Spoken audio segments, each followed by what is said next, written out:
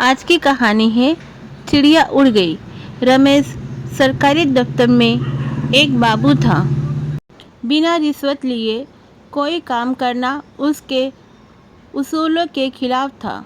वैसे ही सरकारी दफ्तर में बिना पैसे लिए जल्दी कोई काम नहीं होता।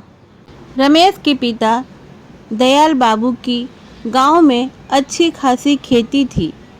दयाल बाबू नाम के अनुरूप गांव में अपनी दयालुता के लिए मशहूर थे। रमेश को अपने पिता का यह रूप पसंद नहीं आता था। उसकी सोच थी कि कैसे भी किसी भी तरह पैसा कमाकर ऐश की जिंदगी गुजारी जाए। दयाल साहब ने उसे बहुत समझाया कि गांव में रहकर ही आधुनिक रूप से खेती संभालो, पर नहीं, उसे तो नौकरी ही करनी है। उसे तो सरकारी नौकरी ही मिल गई।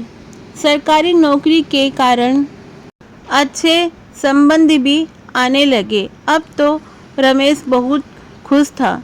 दयाल साहब ने कहा, देखो, नमक बराबर खाओ, चीनी जैसा खाओ तो भुगतोगे। पर उसे तो शहर की हवा लग गई थी। माँ बाप की बिना सहमति के उसने मोना नाम की लड़की से शादी कर ली। मोना बहुत ही स्वतंत्र विचारों की लड़की थी। गांव का माहौल और सास ससुर उसे क्या पसंद आते। दयाल बाबू ने बहुत समझाया कि सचेत रहना, ऐसा न हो कि पछताओ। रमेश तो पैसा कमाने में माहिर हो गया था। कोई अधिकारी यदि उसे कुछ कहता तो उसका हिस्सा दुगना हो जाता। मोना अपने ऊपर खूब खर्च करती। उसके दोस्तों का दायरा भी बड़ा था। कुछ दिन से रमेश को मोना के बारे में कुछ गलत बातें सुनाई दे रही थी। एक रात वह बहुत देर तक पार्टी में से घर नहीं आई। रमेश बाहर खड़े होकर उसका इंतजार कर रहा था। 12 बजे एक कार घर के सामने आकर रुकी। एक लड़के का सहारा लेकर मोना लड़खड़ाती उतरी। रमेश तो उसे देखकर ही दंग रह गया। मोना का एक नया रूप ही उसके सामने था। दूसरे दिन उसने मोना को बहुत कठोर शब्दों में समझाया। वह चुपचाप सुनती रही।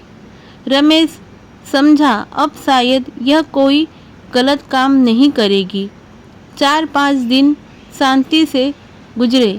एक दिन जब वह ऑफिस से आया तो चिड़िया उड़ चुकी थी। नकदी और जेवर अपने पल्लू में बांधकर रमेश को अपने पिताजी के शब्द याद आने लगे। पर वह अपने पिताजी को कैसे बताए, यह तो डूब मरने वाली बात ही थी। आज की कहानी आपको पसंद आई है तो मेरे चैनल को जरूर सब्सक्राइब कीजिए, लाइक कीजिए और शेयर भी कीजिए। कहानी सुनने के लिए धन्यवाद।